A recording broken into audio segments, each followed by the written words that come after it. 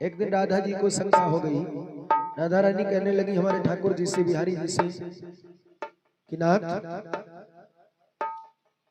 हमको रोज शिकायत मिलती है तुम कहीं उसके साथ में नृत्य कर रहे, कहीं उसके साथ में रहस्य रचा रहे, कहीं उसके साथ में घूमते दिखाई दे रहे, कहीं उसके साथ में, और कहते हो अपने आप को योगी राज, तुम योगी राज हो। भगवान कहने लगे राधा से तुम्हें भरोसा नहीं है, तुम्हें विश्वास नहीं है? कहा नहीं, हमें कोई प्रमाण दो तो हम जाने। भगवान ने कहा ठीक है, प्रमाण मिल जाएगा। भगवान ने कहा एक भोजन की थाल तैयार करो। भोजन की थाल तैयार की राधा रानी ने, किशोरी जी ने, जिसमें 56 प्रकार के व्यंजन तैयार हो गई। कन्हैया के पास लेके आई, प्रभु लो तैयार हो गई।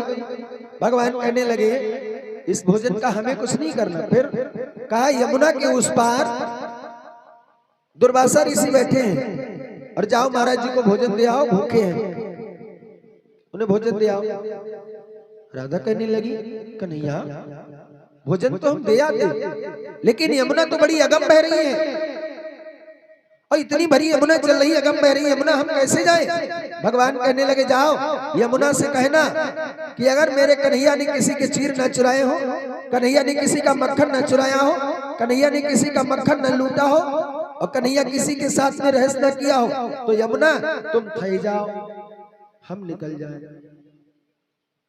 और राधा तो मन में हर्षित हो रही है कि ऐसा किया ही नहीं तो यमुना थाएंगी कैसे। थाली लेकर के गई भोजन की यमुना के किनारे, कहने लगी यमुना मैया से हे महारानी, अगर मेरे कन्हैया ने किसी के साथ रहस्य न किया हो, मक्खन न चुराया हो, चीर न चुराया हो, तो तुम थई जाओ, हम निकल जाए। यमुना थे गई, रास्ता बन गई, राधा रानी निकल गई। अब सोचिए कैसे हो गया, प्रमाण मिल गया। दुर्वासा ऋषि के पास पहुंची, दुर्वासा ऋषि को भोजन दिया। महाराज जी ने 56 प्रकार के व्यंजन देखे, सब चट कर गए, एक दाना नहीं छोड़ा। थाली बर्तन सब पकड़ा दिए राधा रानी को, किशोरी को। कहने लगे जाओ देवी अब आपका काम हो गया। और दुर्वासा ऋषि से कहने लगी किशोरी जी स्वामी हम जाएं कैसे महाराज, भगवान हम जाएं कैसे? दुर्वासा ऋषि ने कहा आई कैसे? कहने लगी हम आए, कन्हैया ने मेरे कहा कि यमुना अगर हमने, यमुना से कहना अगर हमने मक्खन न चुराया हो, चीर न चुराए हो, हम योगी राज हो, तो तुम ठहर जाओ, निकल जाए। यमुना ठहर गई, कन्हैया हमारा योगी राज है, इसलिए यमुना ठहर गई, हम निकल आए। दुर्वासा मुस्कुराए और कहने लगे जाओ इधर से जाना और यमुना से कहना अगर महात्मा जी ने एक भी अन्न का दाना न खाया हो तो तुम ठहर जाओ, हम निकल जाए। अच्छा बताओ, अच्छा है बात नहीं। और राधा रानी सोचे किशोरी जी हमारी खड़ी खड़ी देख करके एकदम दंग रह गई कि मेरे सामने महात्मा सब चट कर गए, एक दाना नहीं छोड़ा और हमसे कह रहे यमुना थे जाओ, निकल जाए। दुर्वासा ने कहा जाओ जाओ, खड़ी खड़ी क्या सोच रही हो? और राधा रानी बेचारी चली तो असमंजस में पड़ गई। यमुना के पास आई, यमुना मैया से कहने लगी है यमुना मैया,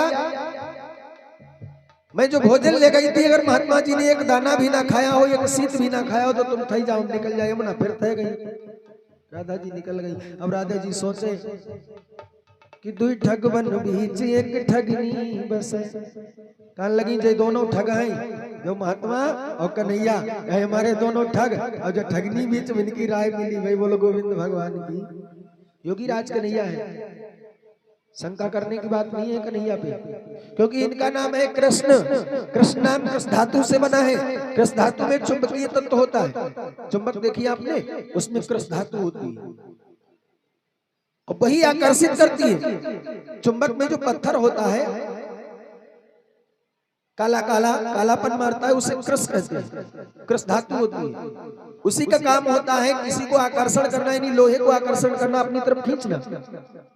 कृष्ण धातु से बना है नाम कृष्ण, और इनका अवतार इसलिए हुआ भक्त को रिझाना, जीव को रिझाना।